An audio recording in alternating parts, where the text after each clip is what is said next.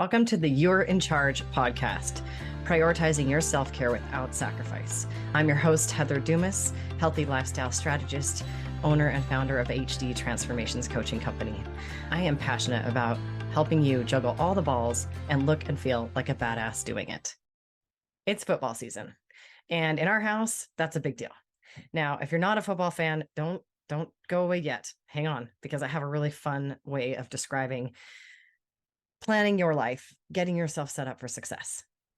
So I don't know if you've ever heard of front loading your goals, but in sports, a lot of times the team that comes out and scores first wins. They're coming now from a position, you don't want to start from a position from behind. You don't want to start as the leader. And it just kind of sets the tone for the whole game. Well, life and healthy lifestyle strategy is no different. If you set the tone and you start from behind, that definitely affects whether or not you're successful. What I mean by that is if you think about meal prepping or meal planning, cooking, whatever, you get a bunch of groceries, you bring them home. They can sit in the fridge, but they're not going to make themselves into a meal. You have to do the planning, you have to do the prepping, you have to do the cooking in order to make them into a meal. Now, if you do that ahead of time, you're front loading your goals. You're making it easier for when you come home and you're tired and you don't want to cook and magically dinner's already ready in the crock pot because you thought ahead and you made it done. You did it ahead of time. So just like the team that comes out and scores first, you need to be the one that scores for yourself first, meaning you got to set yourself up the day before, the night before, the week before, so that when you come out, you're already winning. So a way you can do it is breaking bigger goals into smaller manageable tasks. So again, the meal prepping or meal eating idea, right? There's a lot of little tasks that come before you actually have the dinner to eat. You have to plan it. You have to buy it. You have to chop it. You have to stir it, whatever. Okay. So if you set yourself up ahead of time, you plan out your meals all in one shot.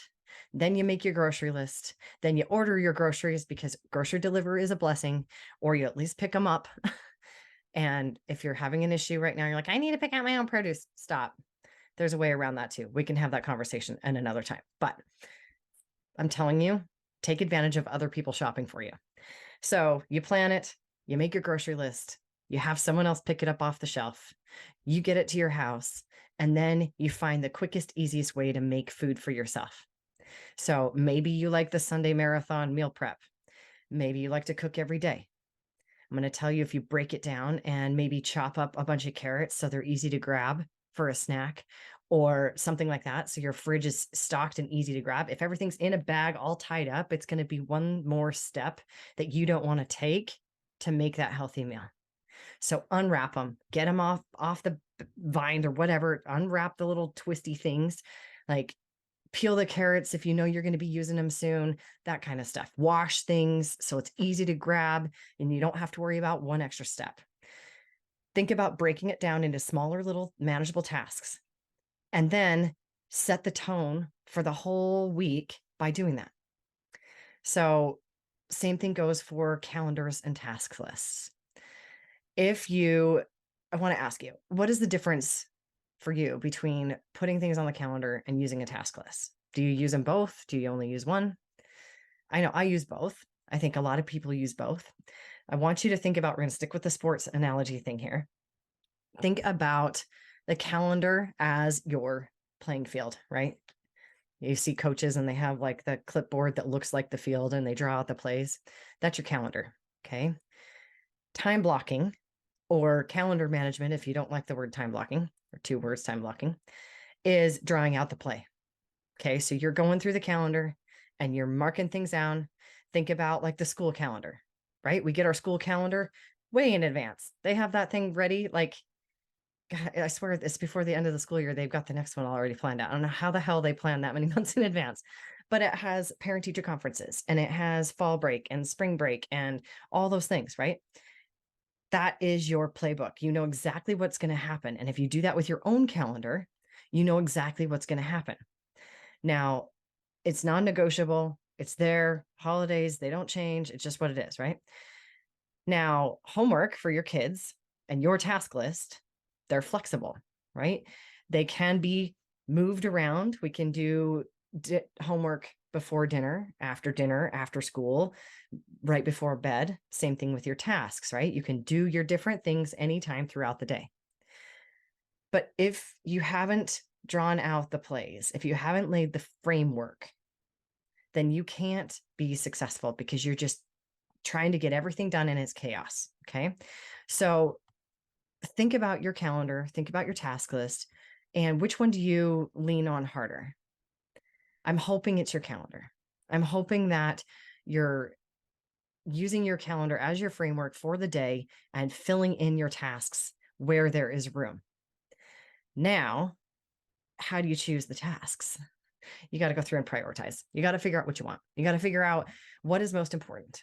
For me, I take my top 5 every day. I make sure those get done no matter what. Now, some people have to plan out their whole week. That is too much for me. I just need to go one day at a time. Whatever it is, that task list is what you fill in around the framing. So your workout, your cooking, if you need to cook dinner, your shower, because let's be honest, sometimes we don't get those in like we want to, your meditation, whatever, those all go in specific spots and they are non-negotiable. Now, the grocery shopping can be moved around. The laundry can be moved around. You can move around your kids' homework. You can move around different emailing and returning phone calls and that kind of thing. Now, inconveniently, you can't return phone calls at 10 o'clock at night, but you can figure it out. You see what I'm getting to. At the end of the day, though, you need to know what your goals are so that you can draw out the priorities, right? So I'm not a fan of writing my goals specifically, like with pen to paper. Some people are. I like to just kind of rehearse it every day, if you will, like affirmations. I think about my goals every single day, all day long. So I don't need to write them down, but a lot of people do. And it can be a form of accountability. It can also help you to compare the task list to the goal list and see where the priorities lie. And I do use that as an exercise in my Revived program. Actually, we do that as an exercise of looking exactly at what our tasks are, what our goals are, and kind of matching those up. But however you choose to do it, I hope that you're taking into account your goals when you're filling in your tasks and putting them in the priority. So now, are you going to make your plan and front load your goals? Or are you just going to show up and start throwing the ball? Yes, we're going back to my sports analogy. My husband would be cringing if he was listening right now. There are a lot of people that just show up and they just start doing. And they're busy, but they don't have a plan. And that to me is the equivalent of going out on the field and running around and just throwing the ball wherever you want to throw it with no rhyme or reason. The reason they draw out plays is so that you get from one end of the field to the other successfully. And if you want to get from point A to point B, like we talked about in episode 1, then you need to have a plan. And you need to front load your goals by setting yourself up for success with that plan, blocking it out, writing it down, filling in your task in the middle, and making sure that it is non-negotiable. If you don't plan and you just run around and do everything and you're just busy, that's where burnout comes in. So going through the motions is not going to get you there. Being busy is not going to get you there. Having a long to-do list or a filled-in calendar is not going to get you there. What's going to get you there is having a game plan and executing it. So I hope that you followed this analogy. I hope that this was useful to you. I'm curious to know your game plan. I'm curious to know if you need help with it. I would love to jump on a call and chat with you about it and see if your plan is working, if you need a new plan, if you need to adjust it. So let's jump on a call. Let's talk about it. In the meantime, don't just be throwing things. Don't just throw balls. Have a plan.